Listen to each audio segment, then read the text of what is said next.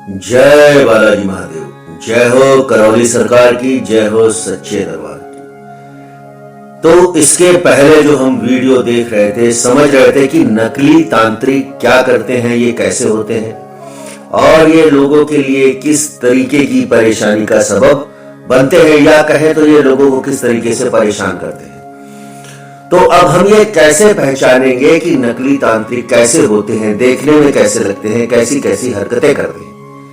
जी हाँ, इसके पहले के भाग में आपको करौली सरकार ने समझाया कि नकली तांत्रिक कैसे होते हैं, ये किस तरीके की हरकतें करते हैं और इनसे कैसे बचा जा सकता है और इनके किए हुए कार्यों का क्या प्रभाव दूसरे मनुष्यों पर या फिर उन पर खुद पर पड़ता है। तो आइए सबसे पहले तो समझते हैं कि ये नकली तांत्रिक, इनकी हरकतें कैसी होती हैं। ये जो बहुत सारे तांत्रिक, नकली तांत्रिक होते हैं, इनको अजीब अजीब हरकतें करते देखा जा सकता है। हमेशा ये नशे में रहते हैं, क्रोधित रहने लगते हैं, पागल तक हो जाते हैं। और कुछ तांत्रिक तो ऐसे होते हैं, अपने ही कार्यों से विपत्ति लेकर आत्महत्या तक कर लेते हैं। अन्यथा एक समय बाद ये भूत प्रेत ही उनकी रहस्यमय या असामान्य मौत का कारण बन जाते हैं। अधिकतर की यही दुर्गति होती है। इसीलिए ईश्वरीय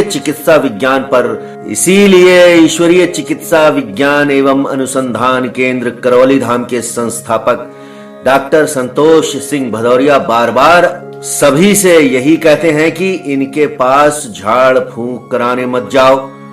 वहां जाओगे तो करौली धाम में अर्जित पुण्य भी क्षीण हो जाएंगे। जी हाँ, इस बात का मतलब हम यहां से भी लगाते हैं कि यदि आप करौली धाम गए हैं, वहां से आपने दीक्षा ली है या फिर किसी भी प्रकार का पूजन पाठ किया है और आपको लाभ की प्राप्ति हुई है, या कहें तो आपके संकट कटे हैं या कटने वाले हैं, या फिर आपको वहां से कोई ऐसी कार्य विधि में सिद्धि हासिल हुई है कि आपके सारे संकट पल भर में चले जाएंगे, तो जब आप किसी दूसरे दरबार में नकली तांत्रिकों के पास जाते हैं, वहां पे जाते ही करौली धाम से जो भी आपने अर्जित किया है, जो भी लाभ आपने अर्जित किया है, वह सभी जो पुण्य है वो भी नष्ट हो सकते हैं। यानी कि कहें तो करौली धाम में अर्जित पुण्य भी क्षीण हो जाएंगे। और ऐसा ही होता है।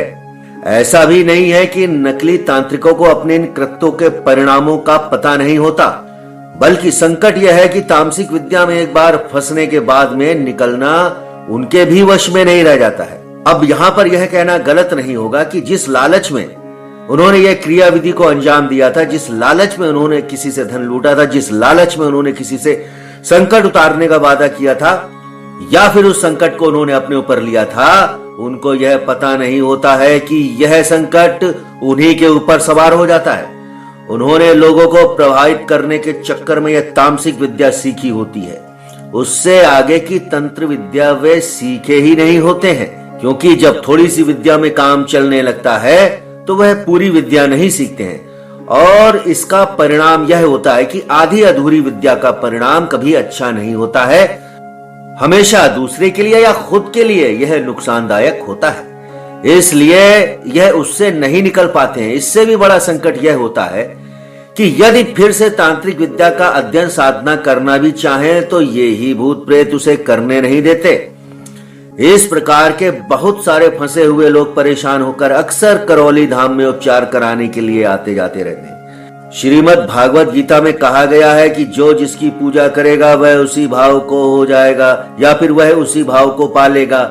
इनकी 4 श्रेणियां बताई गई हैं। इनमें पहली ईश्वर, दूसरी देवी देवता, तीसरी पितर पूर्वज और चौथी भूत प्रेत।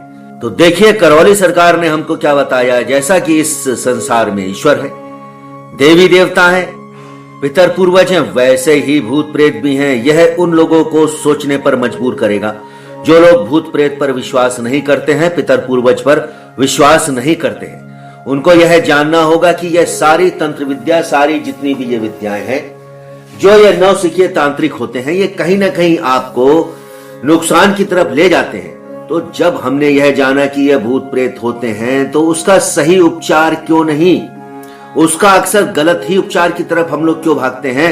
यहां पर समझने वाली बात यह है कि अगर हमको थोड़ा सा भी आभास होता है कि हमारे अंदर ऐसी कोई संकट, भूत प्रेत छाया है, तो हमें सही दरबारों की तरफ जाना है, सही व्यक्ति तक पहुंचना है, सही गुरु तक पहुंचना है। और यह आपको खुद को अंदर से लगना चाहिए कि यह दरबार से ही है, यह गुरु से ही है, तभी आपका भला होगा। कहने का मतलब है आपको दरबार के प्रति, गुरु के प्रति आस्था होनी चाहिए।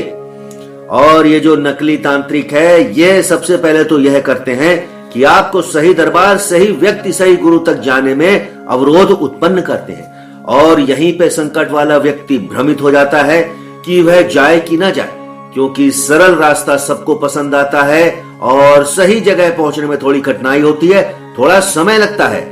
बस यहीं पर आदमी भ्रमित हो जाता है और अक्सर गलत जगह का चुनाव कर लेता है। कई दरबारों में बाकायदा प्रेतराज सरकार भी स्थापित है। वहां भले ही मूर्तियां, तस्वीरें दूसरे देवी देवताओं की भी लगी हो, लेकिन पूजा पाठ भूत प्रेत की ही होती है। इससे ये भूत प्रेत और ज्यादा शक्तिशाली हो जाते हैं। इतना ही नहीं, कई बार तो यह भूत प्रेत किसी की पेशी में आकर स्वयं को काली यमराज आदि बताने लगते हैं और यह मूर्ख तांत्रिक लोग सामान्य जन से उनकी भी पूजा करा देते हैं। अब यहां पर आप क्या कर रहे हैं? सबसे पहला पॉइंट आप ये समझिए, जब आप नकली तांत्रिकों के चक्कर में फंसते हैं तो ऐसा नहीं है उनको कुछ आता नहीं है, लेकिन उनको जितना भी आता है वह आधा अधूरा आता है, और आधी अधूरी चीज हमेशा नुकसान देती है। तो कहने का तात्पर्य यह है, जब आप इनके पास जाते हैं पूजन के लिए, तब जब ये लोग आपकी पूजा करते हैं तो वह पूजा आप देवी देवता ईश्वर की नहीं करते हैं, यह मान के चलिए आप स्वयं भूत प्रेतों की पूजा करते हैं। नकली तांत्रिक आपसे स्वयं भूत प्रेतों की पूजा करा के उनको जगा देता है। तो आप तो गए थे संकट उतारने, लेकिन संकट उतारने की जगह कई सारे भूत प्रेत, कई सारे संकट आपके ऊपर और सवार होके आपके साथ आप जहां भी जाते हैं वहां पर चले आते हैं। तो कहने का तात्पर्य है कि आप गए तो थे अपने भले के लिए, लेकिन वहां से दूसरे संकट, न जाने कितनी सारी समस्याएं लेके आप आते हैं और आप भ्रमित रहते हैं कि हम सही हो जाएंगे, सही हो जाएंगे। और यह भ्रम ऐसा होता है कि एक दिन व्यक्ति की जान तक ले सकता है। आपका एक गलत निर्णय आपके ऊपर घनघोर विपत्ति ला सकता है।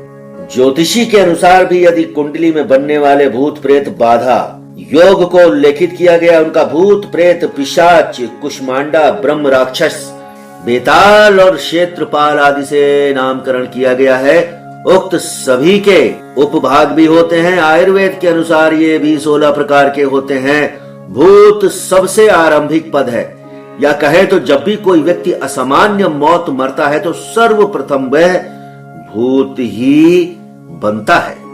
इसी तरह जब कोई स्त्री मरती है तो उसे शाकनी, डाकनी आदि नामों से जाना जाता है, किंतु मुक्ति न होने के कारण रहते सब प्रेत योनि में ही है। दरबारों में इनकी कथाएं, किस्से, गीत, भजन चलते ही रहते हैं। भयग्रस्त लोग इनसे और भी ज्यादा प्रभावित हो जाते हैं, इसलिए जानकार लोग आम जन को इन प्रक्रियाओं या उन स्थानों से दूर रहने की सलाह देते हैं, विशेषकर महिलाओं को, क्योंकि वे ही इसका सबसे आसान शिकार होती हैं। इसके कारण दूसरे अध्याय में उल्लेखित किए गए हैं।